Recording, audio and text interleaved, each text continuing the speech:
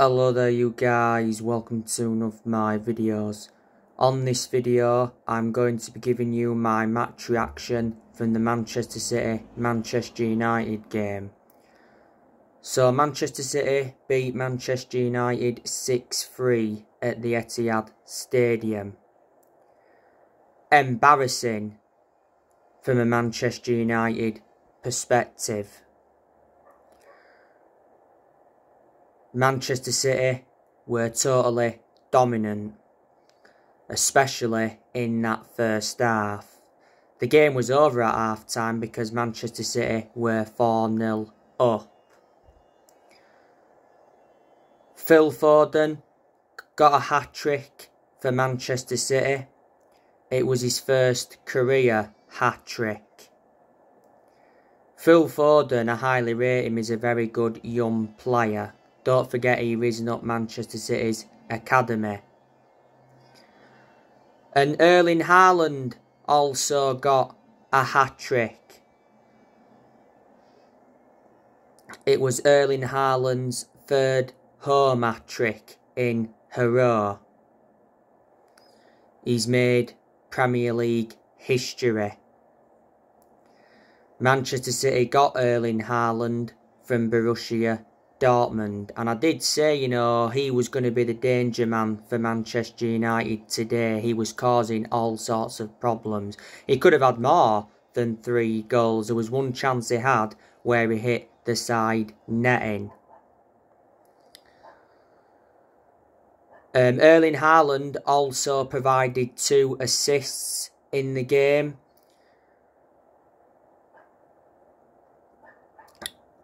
Bernardo Silva got an assist in the game. Kevin De Bruyne provided 2 assists. Kevin De Bruyne is regarded as one of the best midfielders in the Premier League. Manchester City did get him from Wolfsburg. And Sergio Gomez got an assist today. Manchester City did sign him from Anderlecht. Manchester United's goals came from Antony. To Antony's credit, he scored a stunning goal with his left foot. The goal just came out of the blue. Apart from the goal Antony scored, I thought he had a poor game. That was Antony's second goal as a Manchester United player. Antony, of course, scored on his debut in Man United's 3-1 win against Arsenal. Man United paid €100 million for Antony. He's Man United's second most expensive signing ever, and he's the 4th most expensive signing in Premier League history. And Anthony Martial got 2 goals. One was from a header. Fred had the initial shot. It was saved by the City goalkeeper. Then Martial headed the rebound in. And Martial scored a penalty. So, they're the positives you can take from Man United perspective, that Antony scored a stunning goal and Martial came on and got 2 goals. Anthony Martial has just come back from injury. He's missed quite a lot of games this season because he's had a few injuries. I think Martial could be leaving Manchester United next year. Don't forget, last season he was out on loan with Sevilla. Martial's been at Manchester United since 2015, so he's been at the club for a good 7 years or so. He's under contract with Man United until 2024. Christian Eriksen did get the assist for the Antony goal. Apart from that assist, I thought Eriksen had a very poor game. Probably his worst game so far in a Manchester United shirt. There was a lot of bad performers for Manchester United. I thought McTominay was poor. Tyrell Malacia was poor. He received a yellow card in the game. Malacia's had a lot of good games to his credit since he became a Manchester United player. but he was very poor today. Obviously, he's our first choice left back now. Rafael Varane, I thought he struggled today as well. He did pick up an injury in the game. Varane ended up coming off.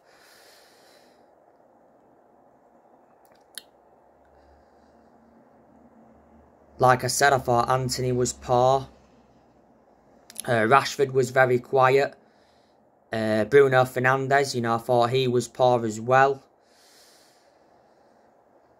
I've got to be honest with you, I thought Manchester United's best player today was Lisandro Martinez. He's made a fantastic impact since he's come in. He does play very well alongside Varane in our back line. Man United brought substitutions on in the game today. Of course, we saw Casemiro come on. There's a lot of United fans saying that Casemiro should have started today. Probably wouldn't have made a difference. But he seems to perform well, especially in big games. Casemiro seemed to made impacts from the bench at Man United, but he struggled when he started, like he was poor on his first start in the 1-0 defeat to Real Sociedad. Luke Shaw, of course, came on in the game as well. Luke Shaw's no longer our first choice left back.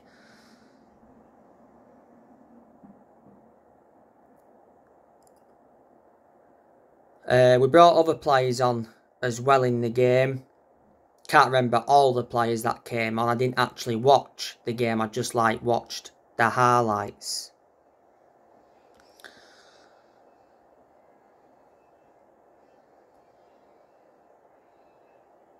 Erik ten Hag,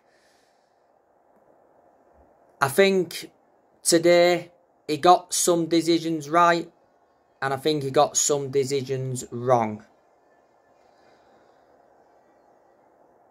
David De Gea, I can't criticise him, couldn't really do anything about any of the goals.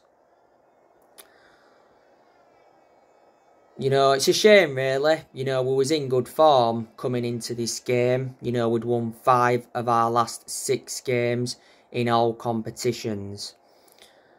A lot of United fans expected Manchester United to lose today, but obviously we didn't expect to lose 6-3 and we didn't expect to be 4-0 down at half time. I actually thought it was going to be a very close game. Obviously, Man United lost at the Etihad Stadium last season 4-1. Lost to City at home last season 2-0. Man United have got some players out, but not many. Obviously, Maguire's been out. Gareth Southgate confirmed not so long ago that he picked up a hamstring injury. Maguire wouldn't have started today anyway, because he's no longer one of our first choice centre-halves following the arrival of Lisandro Martinez. Van der Beek's got a knock. Williams is out. Palestri's out, or has been out. You can say second choice keeper now, Dubravka's out. Dubravka's just a backup to number 1, David De Gea. Manchester City, I think, just had 2 players out. Obviously, there was no John Stones today because he's injured at the moment. And there was no Laporte. Calvin Phillips was injured, but now he is back.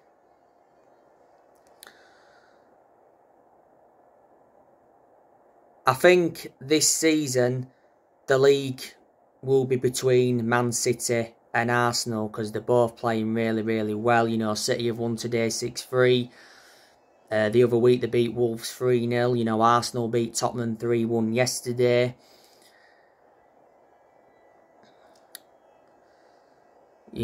Manchester City, got a very good squad like I've mentioned. They've got likes of Phil Foden. You've got Julian Alvarez who's made an impact. City got Alvarez from River Plate. And they've got, Erling Haaland who's world class. Riyad Mahrez, world class. Got him from Leicester back in 2018. Sergio Gomez has made an impact. You've got Kevin De Bruyne, that's fantastic. You know, Rodri's become good. Didn't enjoy the best of starts to his City career, but he's come good now. And you've got, you know, Jack Grealish, that can perform when he wants to. He did play today, but he's not one of Man City's first choice midfielders. Man City did get Jack Grealish for £100 million. You've got Bernardo Silva, that's very good.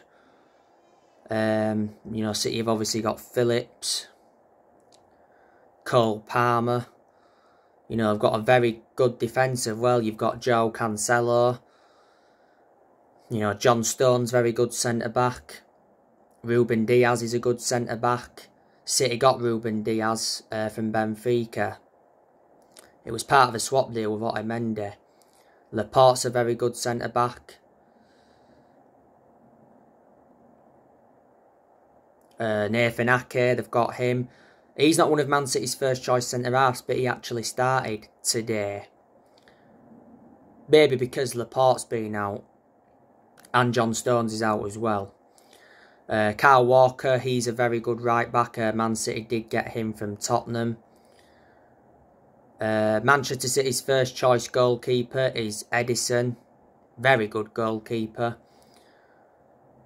They've got another goalkeeper called...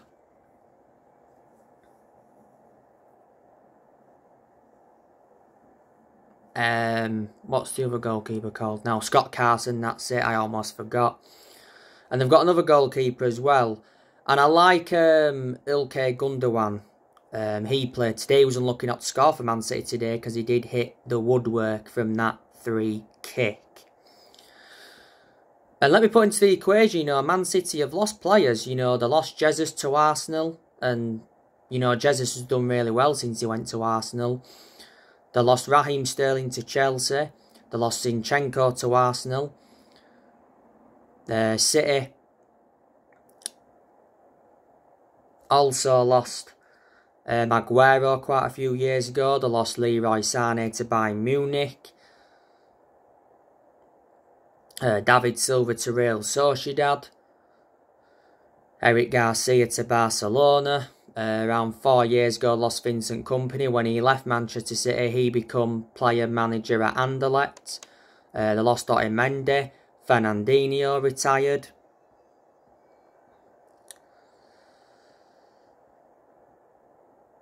So, they are a lot of the players that Manchester City have lost. And, you know, last season, Manchester City won the Premier League. They've won 4 in the last 5 seasons. So, if they win it this season, it'll be 5 in the last 6. Revert back to quite a few years ago, Man City won the domestic treble. And reflecting on that, they replicated what Man United did back in 1999. There was one season where City finished on 100 points. I think that was the season when they won the domestic treble. And, you know, Pep Guardiola, very good manager. You know, he's been the Man City manager for over 6 years. He got appointed in as the Man City manager back in 2016. His current contract at Man City expires next year. There has been talks of Guardiola extending his contract until 2025. Probably will sign that contract extension.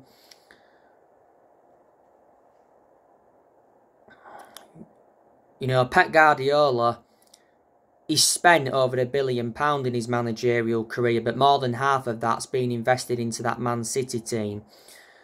Before Man City, you know, Guardiola was at Barcelona. He won the Champions League at Barcelona. Before then was at Bayern Munich. He almost won the Champions League with Bayern Munich, but he didn't. You know, Guardiola's got a very good pedigree as manager. Look at the amount of trophies he's won in his managerial career. Guardiola wants to win the Champions League at Man City. You know, that's the only trophy City have not won in their history. You know, they've come very close to winning it. You know, don't forget they got to the final when they lost to Chelsea 1-0. Got to the semi-final before. Before Guardiola, City had Manuel Pellegrini, they won the Premier League under him, and before then they had Roberto Mancini, and they won the title under him, and when they won the title under him, it was the first title in 44 years. But yeah, so Manchester United's next game now is Omonia in the Europa League. Our next game in the league is Everton. So I'm hoping Man United can bounce back from this defeat. I'm not going to, criticise Erik ten Hag. I still think he's the right manager for Manchester United. Even though since ten Hag came in, we've been 4-0 down. Is it twice at half-time? 4-0 down against Brentford, 4-0 down against Man City.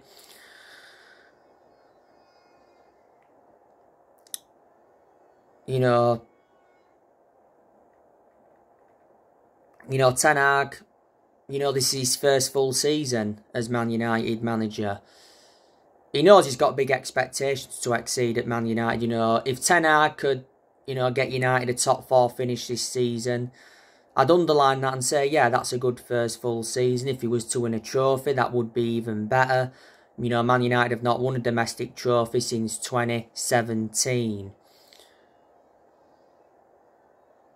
Let me put into the equation, Ten Hag is inheriting players from other managerial eras. He has got rid of a lot of players this year's Ten Hag. He's also made 6 signings since he became Man United manager. He brought Terrell Malacia in, Martinez, Eriksen, Casemiro, Antony and Dubravka. And Man United have spent over 200 million this year.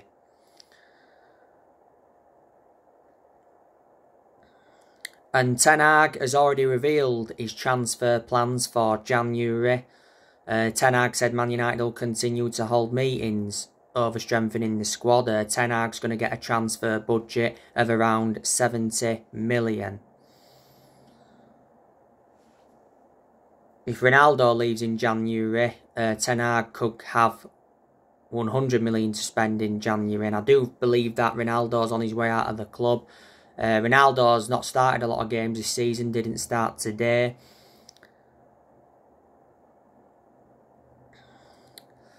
Erik ten Hag is Man United's 5th permanent manager since Ferguson. Ten Hag replaced Rangnick earlier on this year. He is under contract with Man United till 2025. There's an option to extend for a further year. Revert back to when Erik ten Hag was at Ajax, though he did very well, because when he was at Ajax he won Eredivisie titles, he won Dutch Cups, and revert back to 2019 he got Ajax to the Champions League semi-finals and he developed the young players well. But like I've said on a lot of my videos, the Premier League is totally different to the Dutch League. Can Ten Hag replicate at Man United in the Premier League what he did with Ajax in the Dutch League? That's the difference. Ten Hag's obviously brought Mitchell van der Gaag and Steve McClaren to the club. They've been working alongside Ten Hag. We've got Benny McCarthy at the club. John Murtough is our Director of Football. We've got Richard Arnold, he's our CEO. The Glazers, they're still at Manchester United, and they've been a massive problem at the club for a long time. You can't put the blame on them for obviously today's defeat and, the bad performance and bad defeats and bad performances in the past. It's just that the Glazers are just taking the Michael, they're borrowing money. Earlier on this year, it said the Glazer family were open to selling a minority stake in Man United. United fans have been protesting for a while now against the Glazers. The Glazers have owned the club since 2005, so they've owned the club now for around 17 years. We've got buyers that are interested. You've obviously got Michael Knighton that's been interested in buying Man United. Sir Jim Ratcliffe's been interested in buying Man United for quite some time. Earlier on this year, Elon Musk joked about buying the club. See there. And earlier on this year, we saw Sir Alex Ferguson come back to Manchester United in an advisory role. So anyway, on my next video, I will be giving you my player ratings from this game. Drop your comments, likes below on the channel if you do. Consider subscribe as always, and take care. God bless. See you all again very, very soon.